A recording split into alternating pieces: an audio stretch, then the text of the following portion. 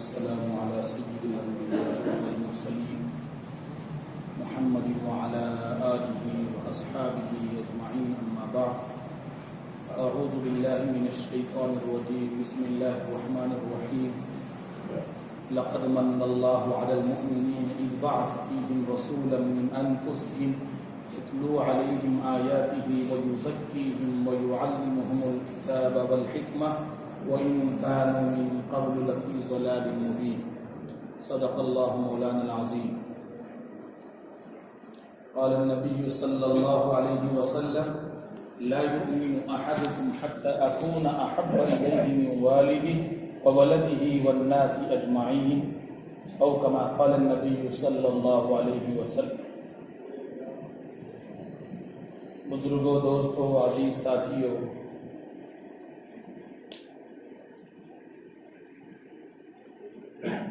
ہمارے نبی حضرت محمد صلی اللہ علیہ وسلم اس دنیا کی سب سے بڑی نعمت ہے. اللہ تعالیٰ نے انسانوں کو دنیا میں قسم قسم کی نعمتیں دی. اللہ نے دنیا کو بنانے کا ارادہ ہی کیا ہے ایمان والوں کے واسطے. اللہ کے نبی نے حدیث میں فرمایا انما الدنیا خلقت لکم وانکم خلقتم للآخرہ، کہ پوری دنیا تمہارے لیے بنائی گئی ہے اور تم آخرت کے لیے بنائے گئے. پوری دنیا اللہ تعالیٰ نے صرف اور صرف انسانوں کے لیے بنائی.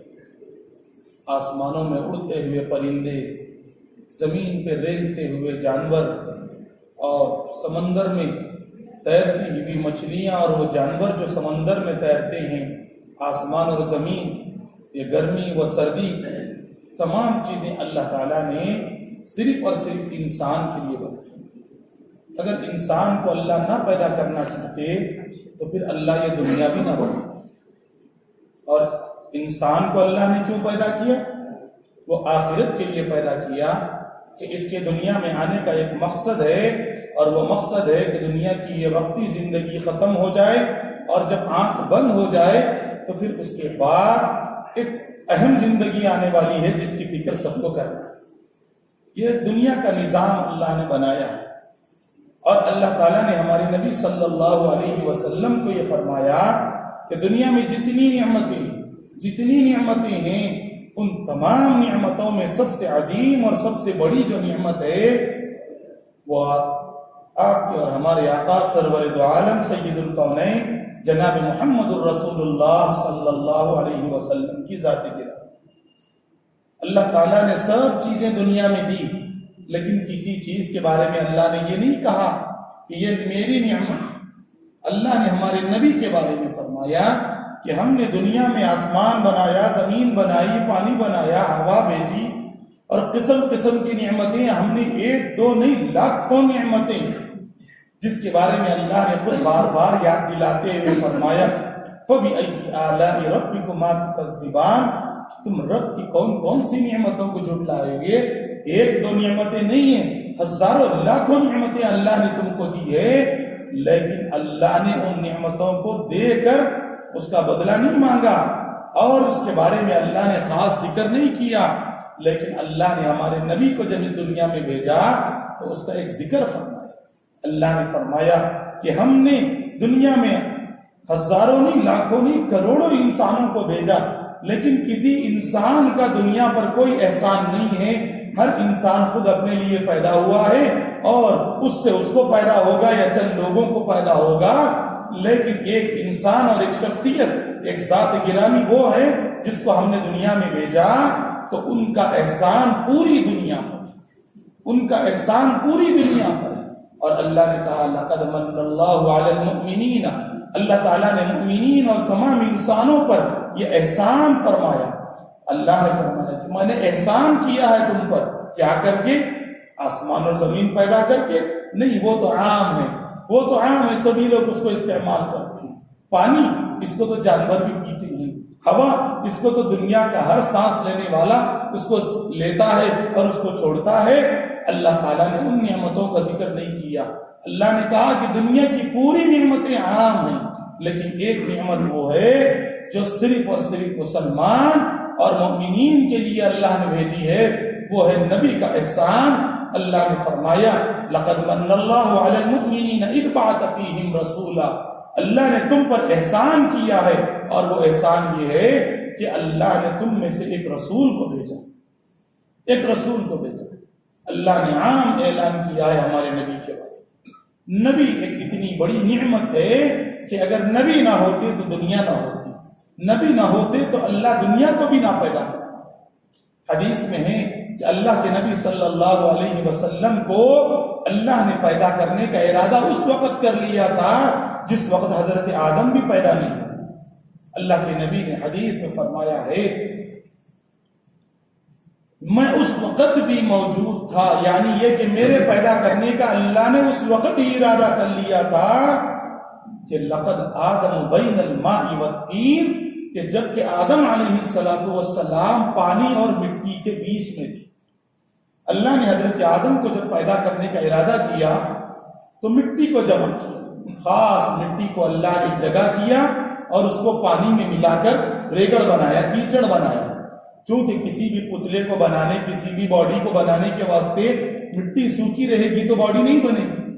آپ دیکھتے ہیں ایک گھڑا بنانے والے لوگ سوکھی مٹی سے گھڑا نہیں بناتے، اس مٹی میں پانی ڈالتے ہیں اور اس مٹی کو گیلا کرتے ہیں، کیچڑ بناتے ہیں، پھر اس کے بعد ایک ان کا سانچا ہوتا ہے وہ گول پھرتا رہتا ہے تو اس کو مٹی لگا کر گول گھڑا بناتے ہیں۔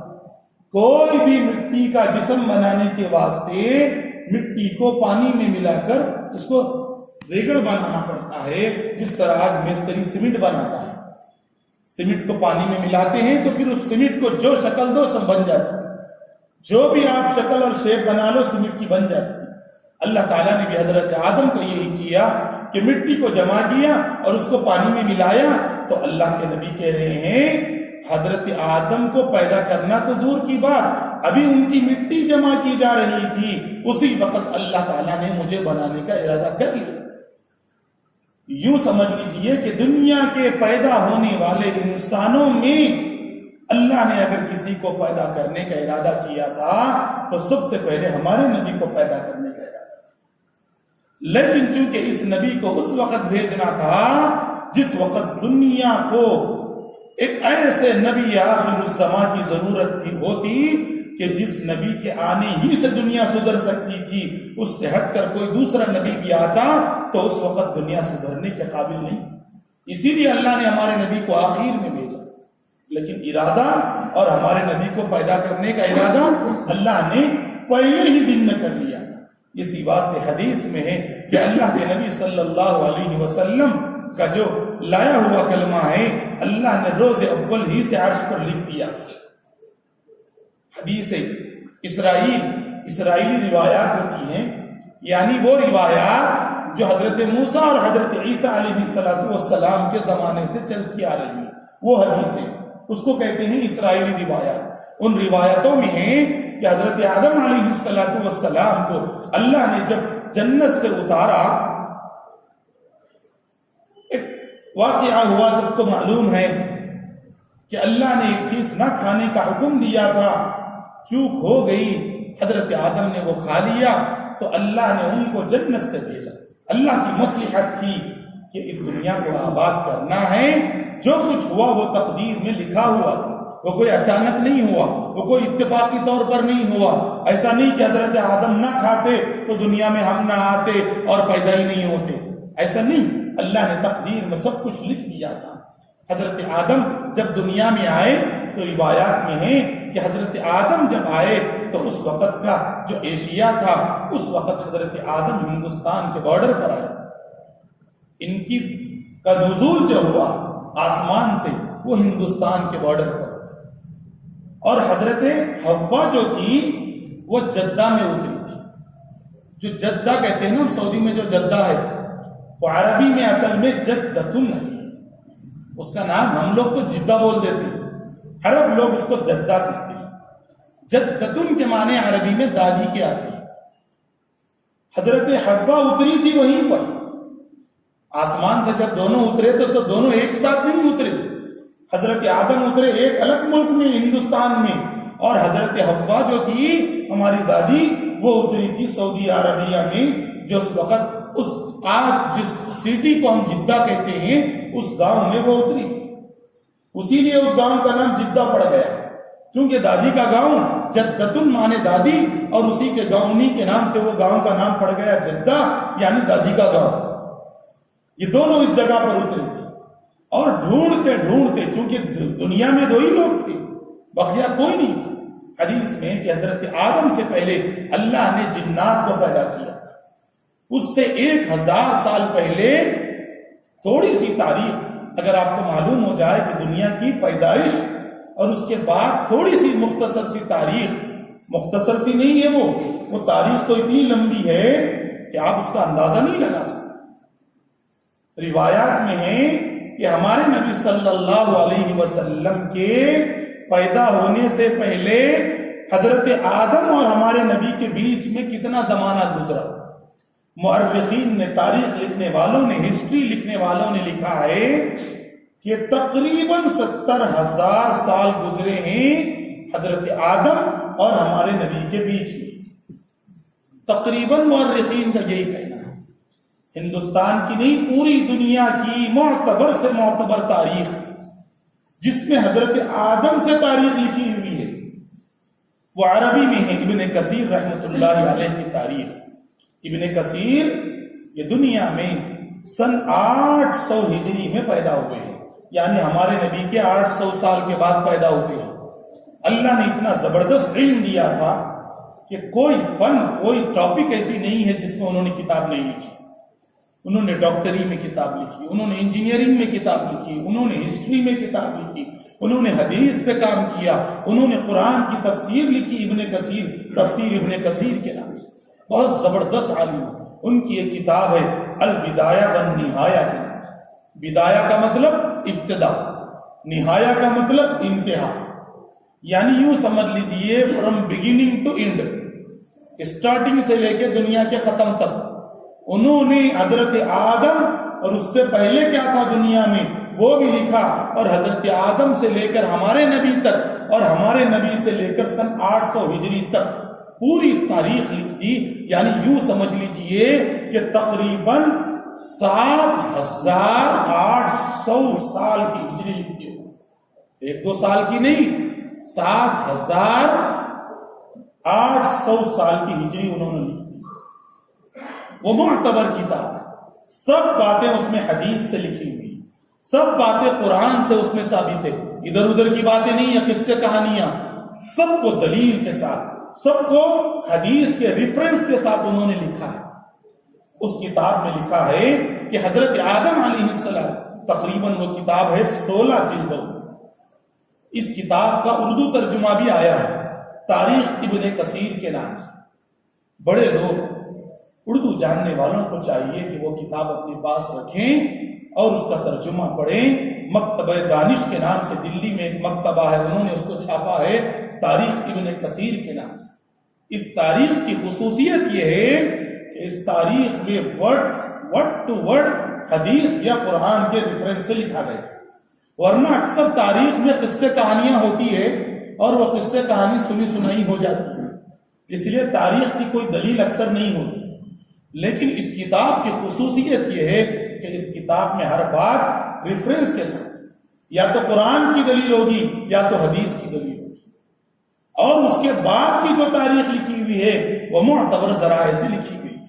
انہوں نے اس کتاب میں جو میں بات سنا رہا تھا وہ یہ کہ دنیا کے پیدا ہونے سے پہلے آخر تھا کیا دنیا میں، ہم کو بھی تو معلوم ہونا چاہیے۔ یوں سمجھ لیجئے کہ آج کے آدھے گھنٹے میں ہم حضرت آدم سے لے کر ہمارے نبی تک پہنچ جائیں گے، کیونکہ وقت اتنا کم ہے، مشکل سے 8 سے 10 دن شاید ہم یہ سبق سنائیں گے، روز نبی کی سیرت سنیں گے، اور وہ بھی آدھا پون گھنٹہ۔ اب بتائیے 7,000 سال کی تاریخ آپ کو 700 سال میں تو سنانا پڑے گا کم از کم، یا نہیں تو کم از کم 700 دن میں تو سنانا پڑے گا کم از کم۔ اب ہم صرف 70 منٹ میں سنا دو بولے تو کہاں سے سنائیں گے؟ نہ ہمارے پاس سنانے کی اتنی طاقت، نہ آپ کے پاس سننے کی اتنی طاقت، لیکن کم از کم ایک خلاصہ، ایک سمری ہم کو تو یہ تو سمجھ میں آئے کہ دنیا تھی کیا پہلے، چونکہ دنیا کے بارے میں عجیب عجیب خیالات ہیں لوگوں کے. سوشل میں بچوں کو پڑھایا جاتا ہے کہ دنیا میں یہ تھا وہ تھا ایسا تھا ویسا تھا. اس کے بعد جانور آئے, جانوروں میں سے ایک جانور بندر, اور بندر سے انسان بنا. یہ ہسٹری پڑھائی جاتی ہے بچوں کو, اور نوجوان بچوں کو یہی معلوم. بات میں آپ کو بتلاؤں کہ یہ جو ہمارا بیان ہے, چاہے وہ جتنے بھی دن چلے گا, آپ اس کو تھوڑا سا دماغ لگا کے سنیں, کیونکہ ہم بہت سی چیزیں تفصیل سے نہیں بتا سکتے, ورنہ ایک بات بیان کرنے جائیں گے تو ادھر ہی آدھا گھنٹہ چلے جائے. میں اشارے دیتا رہوں گا, سب لوگ پڑھے لکھے ہیں ماشاءاللہ, سمجھیں گے سنیں گے, اور اگر نہیں تو اس کو ریکارڈ کر لیجئے تاکہ آپ کو کوئی بات سمجھ میں نہ آئے تو بعد میں ہم سے پوچھ سکتے ہیں کہ مولانا یہ بات آپ بولے اس کا مطلب کیا ہے, تھوڑا سمجھائیے. بعد میں ریکارڈ کر لیجئے اگر کسی کو سمجھنا یا سننے کا بعد میں شوق ہو. ہمارے ہندوستان کے جو وزیر اعظم گزرے ہیں نہرو جی, ہمارے ملک کے, یہ پڑھے ہیں اصل میں کیمبرج یونیورسٹی میں. 14 سال یہ کیمبرج یونیورسٹی لندن میں پڑھ کے آئے ہیں. یہ سب اندر سے دماغی انگریز تھے, کوئی یہ ہندو نہیں تھے, یہ پورے انگریز تھے. صرف ایک اوپر گلاب کا پھول لگاتے تھے تاکہ مسلمان دیکھ کے سمجھنا کہ یہ نواب صاحب کے جیسے دکھ رہے. شیروانی پہنتے تھے, ایک گلاب کا پھول لگاتے تھے تاکہ مسلمان بھی ان کو دیکھ کے خوش ہو جائیں, اور اندر سے انگریز تھے. اور بہرحال ان کی ایک ہسٹری الگ ہی ہے. میں صرف آپ کو یہ بتلا رہا ہوں کہ ہمارے ملک کے جو فاؤنڈر, جس کو آپ بول لو آزادی کے زمانے کے جو لوگ تھے, ان کا دماغ کیا تھا دنیا کے بارے میں, وہ سنا کر بات آگے میں لیتا ہوں. انہوں نے, ان کی جو بیٹی تھی اندرا گاندھی, انہوں نے ان کو اپنے باپ کو خط لکھا تھا. ایک علاقہ ہے دلی کے آگے مسوری کے نام سے, مسوری, شملہ کی روڈ پر ایک مسوری ایک گاؤں ہے, بہت زبردست ہلز ایریا ہے, پکنک کا ایریا ہے. ہمالیہ چوٹی جس کو ہم بولتے ہیں, وہ ہمالیہ کی چوٹی وہاں پہ آ کے ملتی ہے. بہت دنیا تمام کے لوگ گھومنے جاتے ہیں. وہاں پر ایک اسکول ہے جو صرف اور صرف بڑے بڑے کروڑ پتی, ارب پتی, منسٹروں کے بیٹے پڑھتے ہیں. وہیں پر اندرا گاندھی کی پڑھی ہوئی. میں یہ بات سنا رہا ہوں تاکہ آپ کو سمجھ میں آئے کہ ہمارے بچوں کو جو سوشل پڑھایا جا رہا ہے وہ آج کے زمانے کے نہیں ہے, وہ انگریزوں سے پڑھائی ہوئی بات ہے. انہوں نے, اندرا گاندھی نے اپنے باپ کو لیٹر لکھا تھا جبکہ وہ لندن میں کیمبرج یونیورسٹی میں پڑھ رہے تھے, یعنی اپنی ریسرچ کر رہے تھے. پڑھائی کے بعد 14 سال انگریز ان کو رکھ کے انگریز بنے, دماغ ان کا وہاں پہ یوں سمجھ لیجئے کہ فلٹر ہوا کیمبرج یونیورسٹی میں. تو یہ لکھتے تھے, اس ایک لیٹر چھپا ہے, یہ بک چھپی ہے letters from the daughter to the father کے نام سے. انگلش میں یہ بک ہے, letters from the father, from the daughter to the father, یعنی بیٹی کے خطوط ابا کے نام. بیٹی خط لکھتی تھی کہ ابو یہ کیا ہے, تو انہوں کیمبرج یونیورسٹی میں بیٹھ کے جواب لکھتے تھے, بیٹا اس کا مطلب یہ ہے. یہ بک چھپی ہوئی ہے, آپ کسی بھی بڑی بڑی بک سینٹرز میں آپ دیکھ سکتے ہیں. اس میں ایک چیپٹر ہے, میں نے پڑھا اس کو, اس میں لکھا ہوا ہے کہ اندرا گاندھی نے خط لکھا کہ ابو جی یہ کہتے ہیں کہ انسان پہلے کیا تھا. تو ان کے ابو نے فوٹو بنا کے بیٹی کو خط لکھا, اس کا جواب لکھا کیا, پہلے بندر کی فوٹو دی, اور اس کے بعد لمبی ہسٹری لکھی کہ بندر کیا تھا کیا تھا کیا تھا, پورا لکھا. اس کے بعد دوسرا خط گیا اندرا گاندھی کا کہ ابو جب 4 ہاتھ بندر کے تھے اور یہ جب بندر تھا تو پھر ہم ایسے کیسے بن گئے, کیسے گروتھ ہوا ہمارا. اس کو اردو میں ارتقاء کہتے ہیں. ایک ارتقاء ایک باضابطہ ایک فکر ہے کہ انسان بڑھتے بڑھتے بڑھتے بڑھتے انسان بنا, پہلے بندر تھا, یعنی آہستہ آہستہ گروتھ ہوا تو انسان بنا. بہرحال انہوں نے پوچھا, اس کے اندر انہوں نے لمبی 200 صفحات پہ انہوں نے کتاب لکھی اپنی بیٹی کو سمجھانے کے واسطے. اس میں انہوں نے ایک ایک بات فوٹو سے سمجھایا. بندر 4 پیروں کا تھا پہلے, بعد میں آہستہ اٹھا, وہ سامنے کے 2 پیر چھوٹے ہوئے, نیچے کے 2 پیر, پیچھے کے 2 پیر سے ٹھہرا ہوا رہا. پھر اس کے بعد انہوں نے ایک ایک چیز اس میں سے ڈیلیٹ کرتی رہی. کیا 4 پیر سے 2 پیر کر دیا, ایسے ایسے کرتے کرتے کرتے کرتے پورے 200 پیج کی لاسٹ فوٹو ہے انسان. بیچ میں 2 پیر آ گئے, اس کے بعد جنگلی انسان بنا, جنگلی انسان کے پورے جسم پہ بال تھے, اس کو ہٹا دیا, آہستہ آہستہ کرتے کرتے یہ ایسا انسان بنا کے بتلایا. تو میں صرف آپ کو یہ بتلانے کے لیے یہ واقعہ اس لیے سنایا کہ ہم کو خود نہیں معلوم کہ آخر دنیا میں پہلے ابتدا کیسے ہوئی دنیا میں؟ ہماری سوچ اور ہماری فکر تو یہ ہے کہ حضرت آدم دنیا کے پہلے انسان تھے. بیسک بنیادوں ہی میں فرق ہے سوشل اسٹڈیز میں اور اسلامک نالج. یہ بیسک ڈفرنس ہے, یہ بیسک فرق ہے. جنرل سوشل اسٹڈیز میں یہ بتلایا جاتا ہے کہ انسان پہلے بندر تھا, اور ہمارے اسلام کی بنیاد ہے کہ پہلا انسان حضرت آدم تھے. تو اب حضرت آدم کہاں سے اترے؟ وہ جنت سے اترے, تو بندر کہاں سے آیا پھر بیچ میں؟ اور حضرت آدم کی پیدائش کو تو اللہ نے بڑی تفصیل سے قرآن میں بیان کیا کہ میں نے خود اپنے ہاتھوں سے حضرت آدم کو بنایا اور میں نے خود حضرت آدم کے جسم میں جان ڈالی. تو پھر یہ بندر کہاں سے آ گیا بیچ میں؟ یہ فرق ہے مسلمان کی سوچ میں انسان کے متعلق یہ, اور ایک انگریز کی سوچ میں, ایک غیر مسلم کی سوچ میں یہ فرق ہے. یہ بات میں نے اس لیے سنا دی تاکہ ابتدائی دنیا کو آپ سن رہے ہیں تو ابتدائی انسان کو بھی آپ سمجھ لیں. ابن کثیر رحمۃ اللہ علیہ نے دنیا کی ابتدا کے بارے میں لکھا ہے کہ دنیا میں انسان کے آنے سے پہلے, حضرت آدم کے آنے سے پہلے اللہ نے جنات کو پیدا کیا تھا. جنات اس دنیا میں رہے, بہت لمبی زندگی رہے, کیونکہ جن پہلے پیدا ہوا تھا, جن پہلے پیدا ہوا تھا. اسی جن میں سے تو ایک ابلیس شیطان نکلا تھا. یہی شیطان آسمان پر فرشتوں کو پڑھاتا تھا, جبکہ انسان پیدا نہیں ہوئے تھے. اس کے بعد حضرت آدم پیدا ہوئے. پہلے فرشتے پیدا ہوئے, جنات ہوئے, بہت بڑی بڑی مخلوقات دنیا میں تھی. اللہ نے بعد میں انسان کو پیدا کیا. تو بہرحال جنات یہاں پر رہتے تھے, وہ آپس میں اتنا لڑتے تھے, اتنا لڑتے تھے کہ دنیا میں لڑائی سے ہٹ کے کچھ بھی نہیں ہوتا تھا. تو اللہ تعالیٰ نے فرشتوں کو بھیج کر پورے شیطانوں کو, جنات کو مار مار کے جنگلوں میں بھگا دیا. ان کو آبادی میں رہنے کی اجازت اس زمانے سے ختم ہو گئی. یہ آپ قرآن کی آیت سے اس کو آپ کو اشارہ ملتا ہے.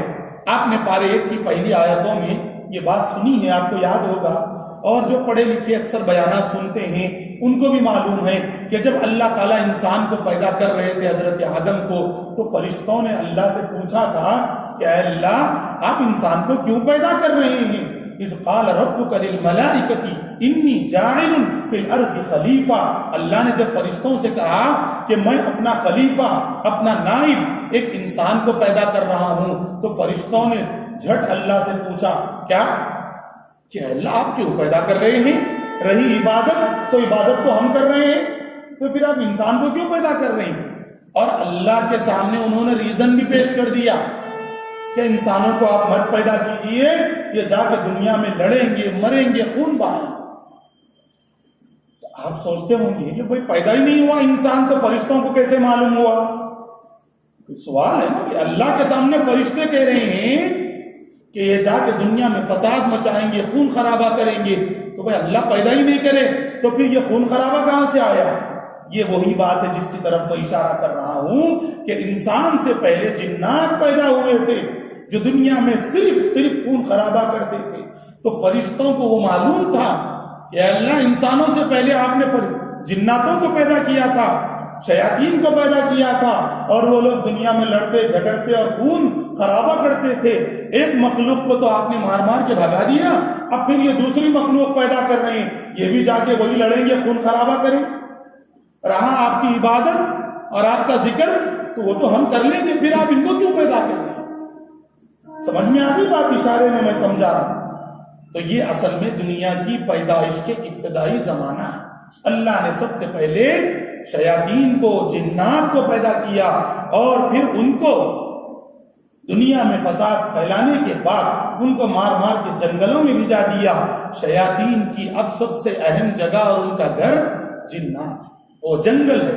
آبادی میں شیاطین نہیں رہتے اکثر, آج بھی, اور زمانے سے, اس زمانے سے آج تک شیاطین اور جنات کی جگہ وہ ہے جہاں پر انسان نہیں بستے. انسانوں کی جگہ شیاطین نہیں رہتے زیادہ. یہ ابتدا تھی دنیا کی. اس کے بعد اللہ نے حضرت آدم کو پیدا کیا, جس کا واقعہ آپ اکثر سنتے ہیں. حضرت آدم علیہ السلام کو اللہ نے پیدا کر کے جنت میں رکھا، ایک لمبی زندگی وہاں پر وہ رہے، ایک وہ واقعہ پیش آیا کہ اللہ نے ایک درخت کے قریب نہ جانے کا حکم دیا، بہرحال شیطان کے بہکاوے سے یا شیطان کے تھوڑے سے غفلت میں لانے کی وجہ سے، وہ بھی انسان تھے، اور اس کی لمبی لمبی تفصیلات ہے کہ آخر ہوا کیا۔ وہ ایک لمبی تفصیل ہے کہ اللہ کے اس حکم کو حضرت آدم تھوڑی دیر کے لیے بھول گئے، اور وہ بھی مورخین نے لکھا ہے کہ حضرت حوا نے حضرت آدم سے کہا، حوا کو آ کر شیطان نے بہکایا کہ دیکھو اللہ نے اصل میں وہ درخت کھانے سے اس لیے منع کیا کہ اگر تم کھا لو گے تو اس درخت کا نام ہے شجرۃ الخلد، ہمیشہ ہمیشہ رہنے کا درخت، اگر تم اس کو کھا لو گے تو تم ہمیشہ جنت میں رہو گے۔ اللہ نے کھانے سے منع اس لیے کیا کیا تم کو یہاں جنت سے باہر نکالنا ہے، لہٰذا اللہ نے منع کیا کھانے سے، تم کھا لو گے تو ہمیشہ جنت میں رہو گے۔ تو اب عورت کو اللہ نے ناقصات العقل کہا، عورت کی عقل کمزور ہوتی ہے۔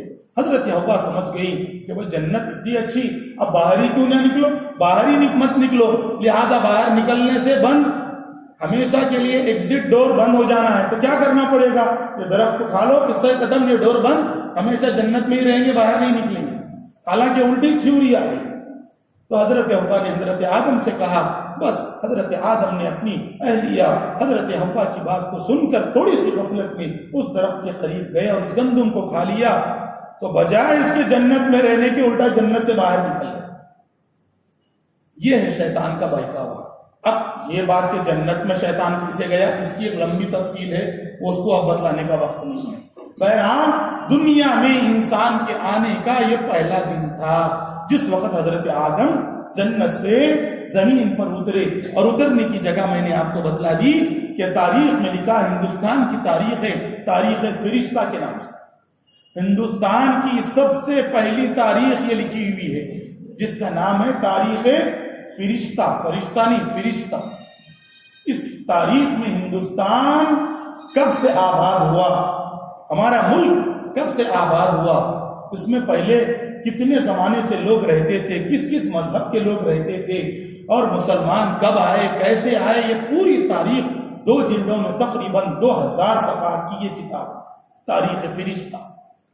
یہ باتیں آپ کو یاد رکھنی چاہیے اور موقع ملے تو اس کو پڑھنا چاہیے۔ آج ہمارا سب سے بڑا المیہ، سب سے بڑا افسوس یہ ہے کہ آج ہم نے پڑھنا چھوڑ دیا۔ بہت زیادہ اگر کسی چیز کو جاننے کا شوق ہے تو بس فون اٹھاؤ، ٹک ٹک ٹک ٹک مارو اور آنسر لے لو، قصہ ختم۔ کہ بول لو ہندوستان کب آباد ہوا تھا، مان لو گوگل پہ ہندوستان کب آباد ہوا تھا، وہ ویکیپیڈیا میں دے دیتا، وہ صحیح کیا ہے غلط کیا ہے کچھ نہیں معلوم، اس کو 2 لفظ 4 لفظ پڑھ کے ہمارے نوجوان سمجھتے کہ ہسٹری پڑھ لی۔ ہسٹری نام 2-4 لائن کا نہیں ہے، ہسٹری نام ہے ہزاروں صفحات۔ آپ تاریخ کی کتابوں کو پڑھیں گے تو تاریخ کی کتابیں اگر آپ جمع کرنا شروع کریں گے تو یہ پوری مسجد بھر جائے گی، اتنی کتابیں۔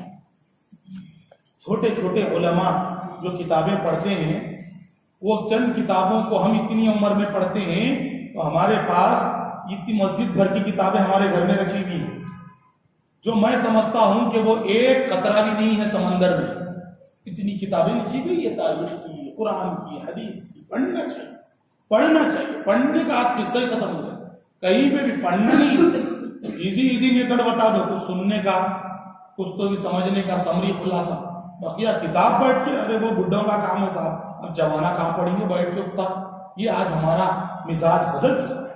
تو بہرحال ہندوستان کی تاریخ میں یہ لکھا ہوا ہے کہ حضرت آدم ہندوستان میں آئے تھے اور حضرت حوا وہ جدہ میں اتری تھی، جس کو میں نے ابھی بتلایا۔ یہ دونوں آپس میں ایک دوسرے کے ڈھونڈتے اس مقام پہ ایک دوسرے کو ملے جس مقام کو آج عرفہ کہتے ہیں۔ عرفہ کا جو میدان ہے جہاں پہ حاجی لوگ 9 ذی الحجہ کو وہاں پر ٹھہر کر دعائیں کرتے ہیں، اسی جگہ پر جانے کے بعد حاجی بنتا ہے۔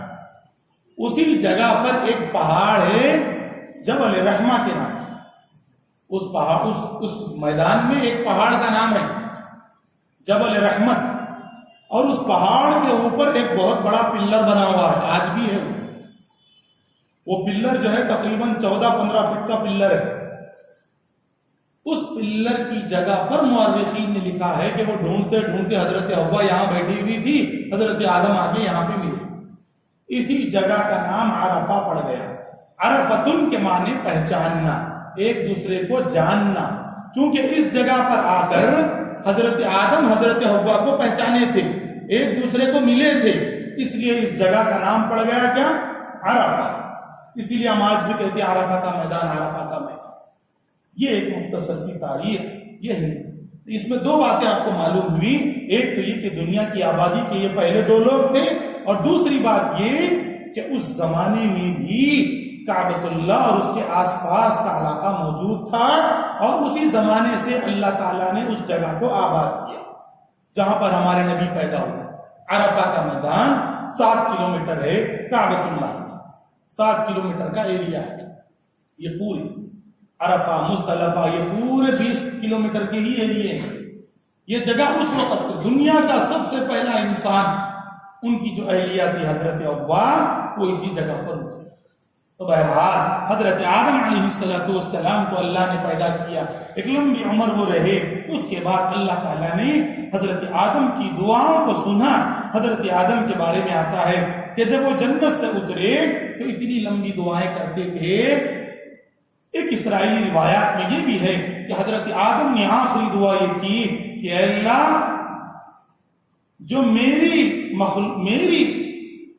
اولاد میں سے ایک نبی آخر الزمان حضرت محمد صلی اللہ علیہ وسلم پیدا ہونے والے ہیں، ان کے طفیل میں میری مغفرت فرما۔ ایک اسرائیلی روایت یہ بھی ہے۔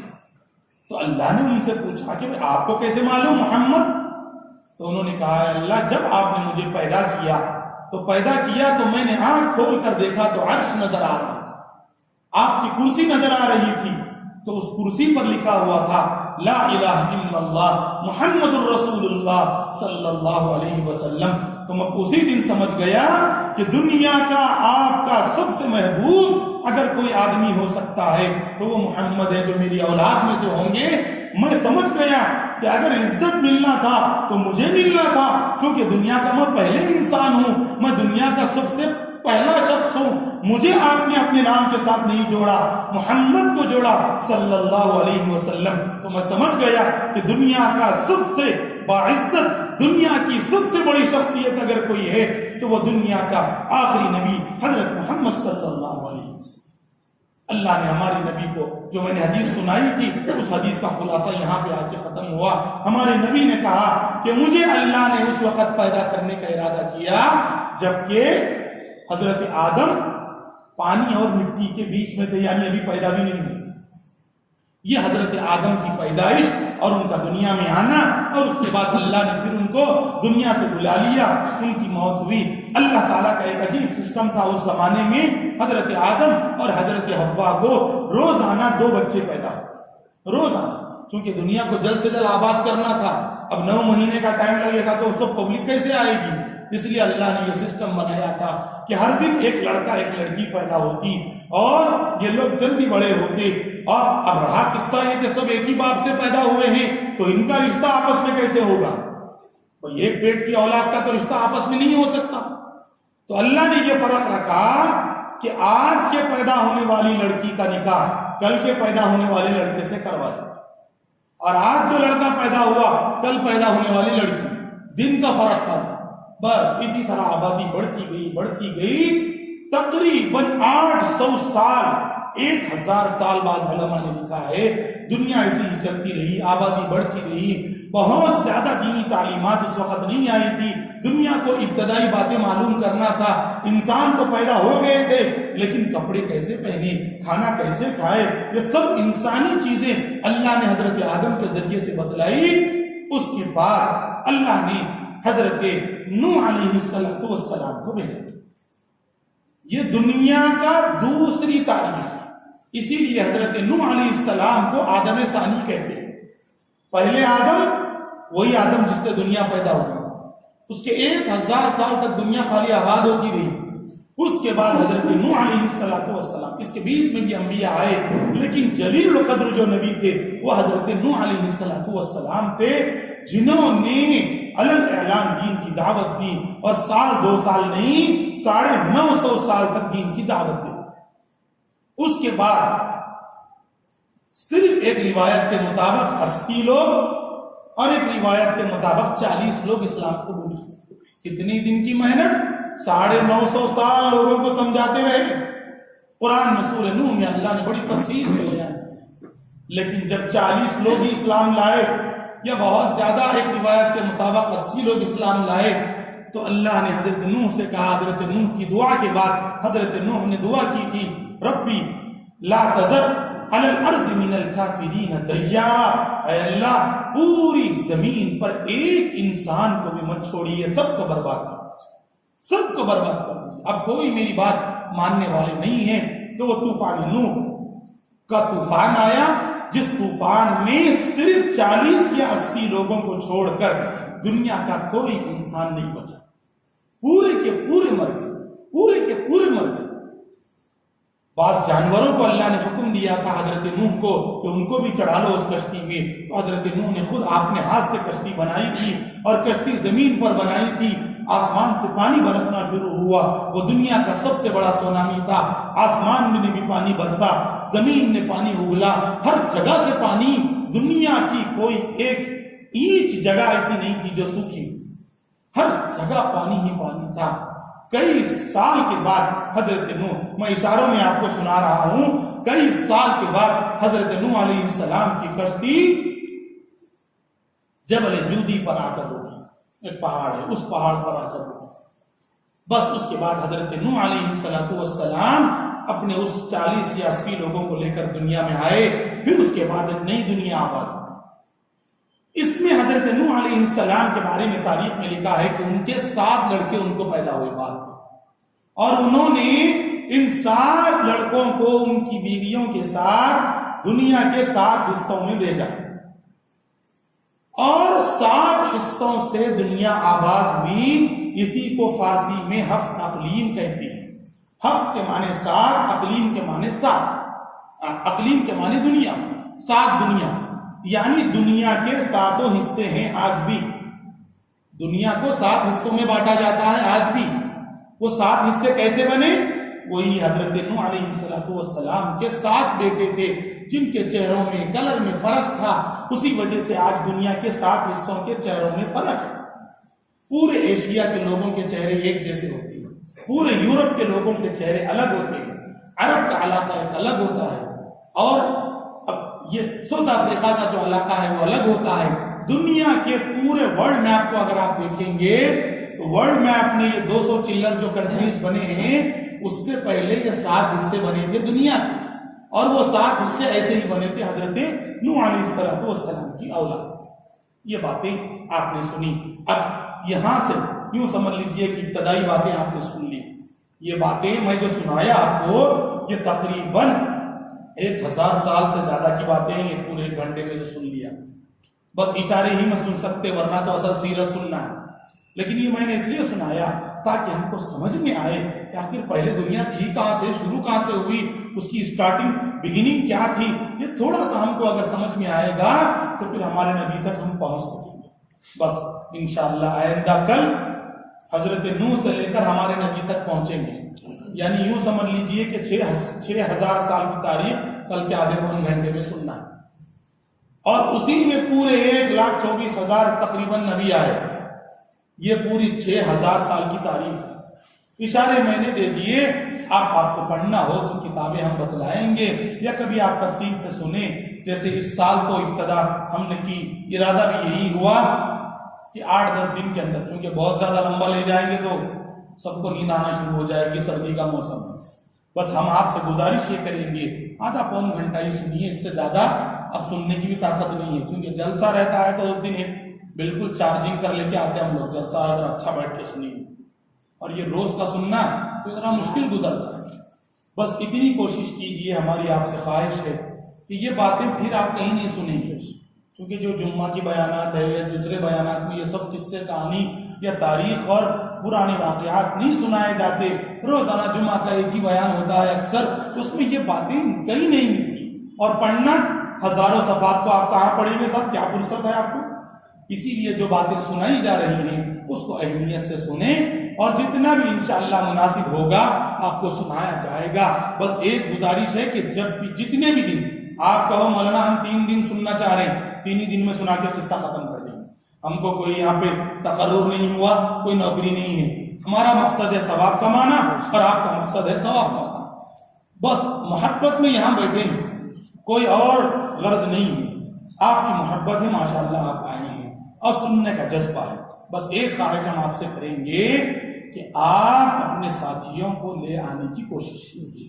چونکہ ہم جہاں تک سمجھتے ہیں ایسے اس ٹائپ کی باتیں تو کہیں نہ جمعہ کے بیانات میں نہ جلسوں میں سنا سکتے ہیں، چونکہ اتنا وقت ہی کہاں ہے جلسوں میں سنانے.